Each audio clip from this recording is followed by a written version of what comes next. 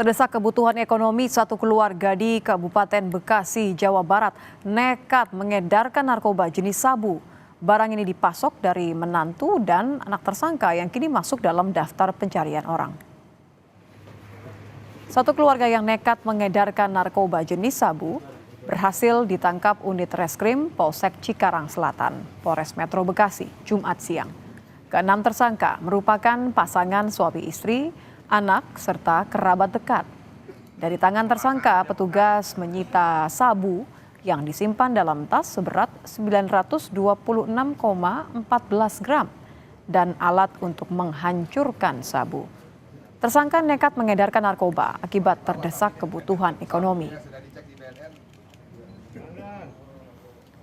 Petugas Polsek Cikarang Selatan kemudian segera masuk ke dalam rumah melakukan penggeledahan, dan betul ketika saat melakukan penggeledahan pada saat itu dari saudari kakak dibantu dengan tersangka yang lain sedang melakukan upaya menghancurkan sabu bongkahan tersebut ya. Kemudian pada saat itu anggota melaksanakan interogasi singkat, kemudian diketahui bahwa sabu itu didapatkan dari dua orang yang masih merupakan anak dan menantunya yang saat ini masih DPO. Masih dari Medan, Sumatera Utara, seorang pria menipu 3 warga sebesar 95 juta rupiah dengan modus bisa memberangkatkan ibadah umroh. Pelaku mengaku kepada korban bahwa ia merupakan pemilik travel umroh.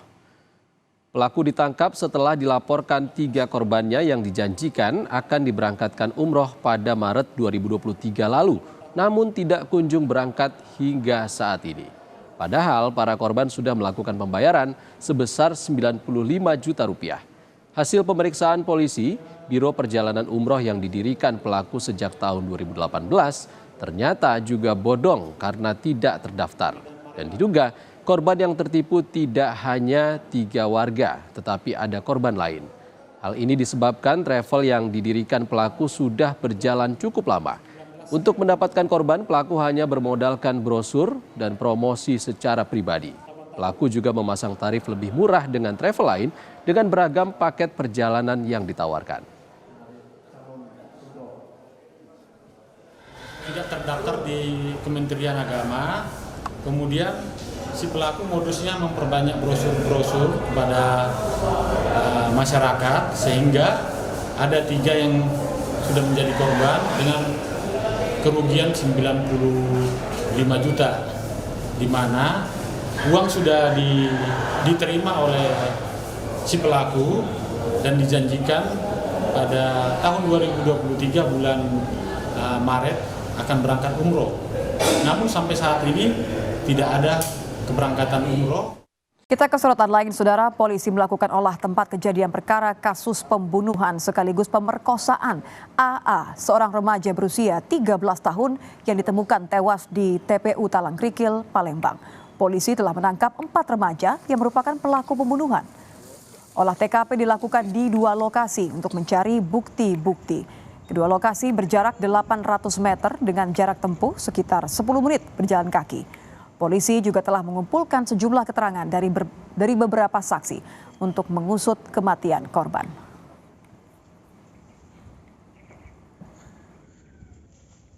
Pokoknya kita masih pendalaman ke TKP pertama. Siap. Ininya dari alat bukti. Siap. Cara scientific investigation. Ya. Benar ada 4 orang Pak Dir yang diamankan Pak Dir? Nanti kita sampaikan dalam press conference. Siap.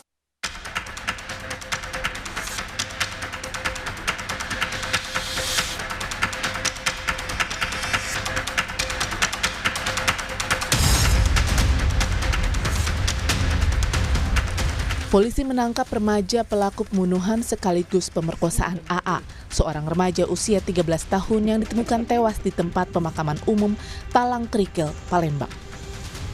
Keempat pelaku yang masih di bawah umur terbukti merencanakan pemerkosaan hingga membunuh korban. Belum terjadi upaya pencabulan maupun pemerkosaan, telah ada upaya untuk melemahkan korban yang berdampak pada korban meninggal dunia, di mana tersangka melakukan tindakan bekap mulut dan hidung yang pada akhirnya berdampak kepada pecahnya pembuluh darah karena menahan satu kekuatan Jenazah AA pertama kali ditemukan warga pada Senin di TPU Talang Krikil, Palembang. Jenazah langsung dibawa polisi ke Rumah Sakit Bayangkara, Palembang untuk dilakukan otopsi. Dari hasil otopsi sementara ditemukan bekas kekerasan di beberapa bagian tubuh korban. Pada pemeriksaan kita jumpai dia itu kekurangan oksigen berat ya. Keluar buih yang dari hidung dan mulut sudah pecah. Ya, kemudian sianosis pada daerah wajahnya, bibirnya, tangannya, itu menandakan dia kekurangan oksigen. Itu pada pemeriksaan luar. Pada pemeriksaan dalam ya itu lagi lebih nampak lagi dia. Memang ada kekerasan tumpul pada dia. Di mana dokter? Di bagian mana dokter? Di bagian leher.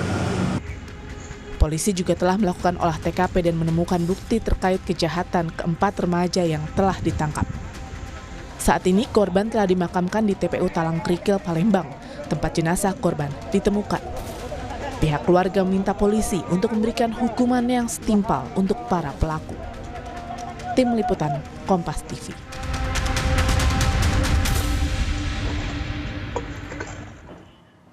Polisi telah menetapkan 4 pelaku dalam kasus pemerkosaan sekaligus pembunuhan remaja SMP di Palembang, Sumatera Selatan.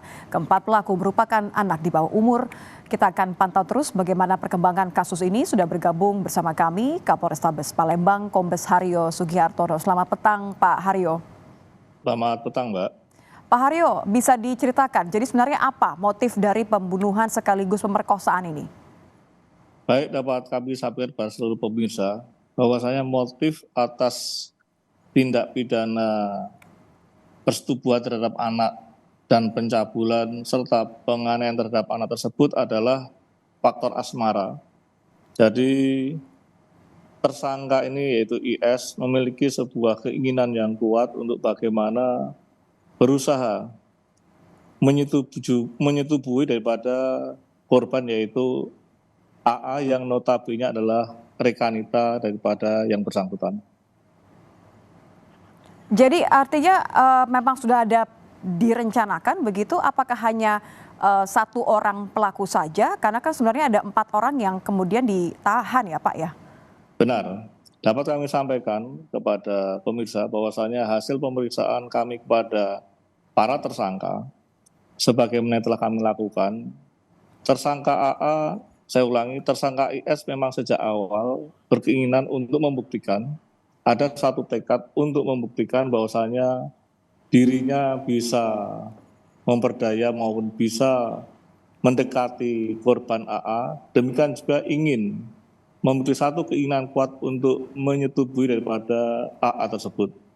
Namun demikian, fakta di lapangan ketika terjadi peristiwa tersebut, ketika yang bersangkutan tersangka IS membawa rekan-rekannya, pada kenyataannya terjadi peristiwa yang berkelanjutan di mana para tersangka yang notabene awalnya adalah teman daripada IS ikut melakukan pelampiasan nafsu tersebut dan melakukan kekerasan seksual yang ada.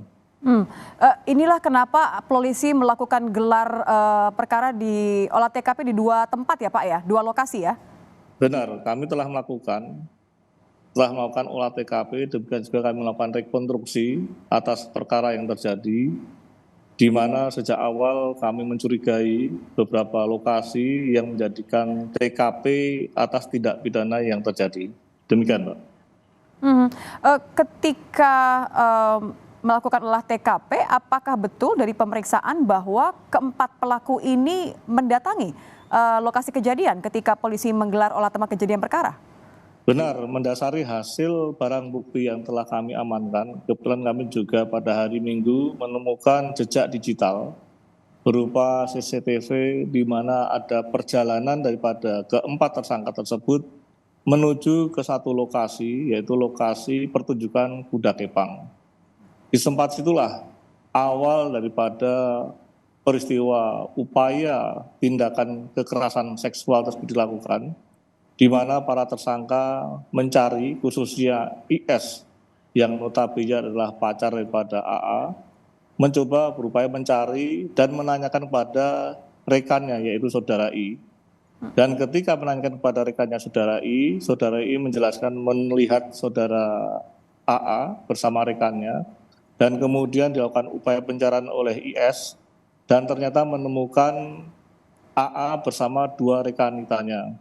Kemudian seiring dengan itu ada suatu proses pembicaraan yang pada akhirnya keterangan daripada 2 saksi wanita rekan daripada A tersebut membenarkan ada kegiatan berjalan bersama-sama setelah itu antara IS dan AA, demikian juga didampingi oleh 3 rekannya menuju ke satu lokasi tertentu. Oke, karena ada 4 pelaku yang terlibat, Pak, bagaimana dengan penanganannya? Apakah 3 orang ini dilakukan rehabilitasi karena sebenarnya kan masih di bawah umur ya? Baik, Mbak. Jadi dapat kami sampaikan sejatinya bukan rehabilitasi, namun statusnya tetap tersangka. Jadi sesuai dengan Undang-Undang Nomor 11 Tahun 2012 tentang Sistem Peradilan Pidana Anak, atas perbuatan yang dilakukan oleh keempat tersangka yang notabene ada yang berusia 12 tahun, 13 tahun, dan 17 tahun, yaitu AA ternyata 17 tahun. Dalam satu pasal, itu pasal 32 dijelaskan bahwasanya ketiga anak tersangka yang notabene di bawah 14 tahun tentunya tidak dapat kami lakukan penahanan di rutan kepolisian. Namun statusnya mendasari daripada kesepakatan bersama keluarga dan jaminan dari keluarga, kami telah melakukan koordinasi dengan LPKS, Lembaga Penyelenggara Kesejahteraan Sosial, di mana kami memiliki yaitu Balai Rehabilitasi milik Dinas Sosial. Kami menitipkan ke 3 orang, yaitu saudara MZ, saudara NS, dan saudara AS yang notabene usianya di bawah 14 tahun di tempat tersebut. Sekali lagi, dasari keputusan daripada kesepakatan dan jaminan daripada orang tuanya. Dan khusus untuk tersangka IS yang berusia 17 tahun, baru saja kami mencoba mendiskusikan dan ternyata yang bersangkutan sesuai dengan pasal 32 ayat 2 Undang-Undang Nomor 11 Tahun 2012, yang bersangkutan dapat dilakukan penahanan di rutan kepolisian. Baik, terima kasih Kombes Haryo Sugihartono, Kapolrestabes Palembang. Selamat petang, Pak Haryo. Terima kasih, selamat petang, Mbak. Mapolsek Kumpe Ilir, Kabupaten Muaro Jambi dirusak warga. Kaca di dalam gedung pun pecah karena dilempari.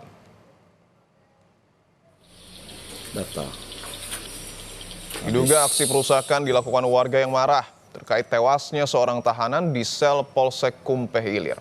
Kaca Mapolsek pecah akibat dilempari hingga berserakan di bagian dalam Mapolsek. Tidak ada anggota polisi yang menjadi korban dalam peristiwa ini. Saat ini kondisi di lokasi sudah mulai aman dan terkendali.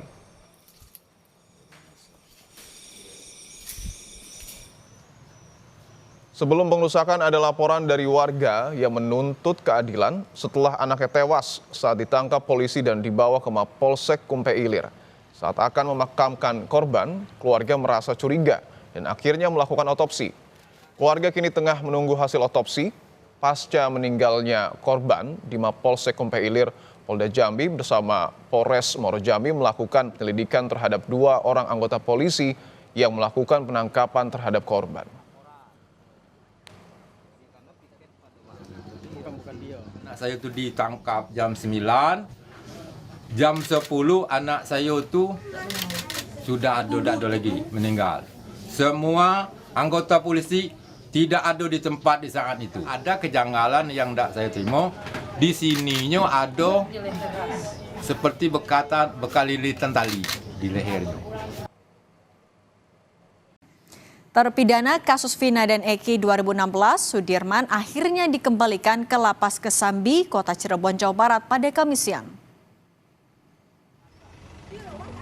Sudirman tiba di Lapas Kesambi, Kota Cirebon dari Lapas Bancai dengan menggunakan mobil lapas dan didampingi oleh tim LPSK. Sudirman merupakan terpidana terakhir yang dikembalikan ke Lapas Kesambi setelah dipinjam Polda Jawa Barat untuk kasus Peggy Setiawan. Polda Jawa Barat menggunakan Sudirman sebagai saksi karena Sudirman mengenal Peggy sebagai teman kecilnya.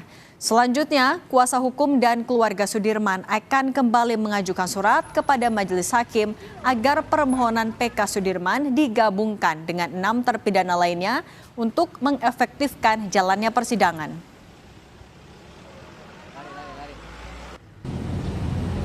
Kembalinya Sudirman ke lapas di Bandung itu agak terlambat dibandingkan dengan 6 rekan-rekannya yang lain.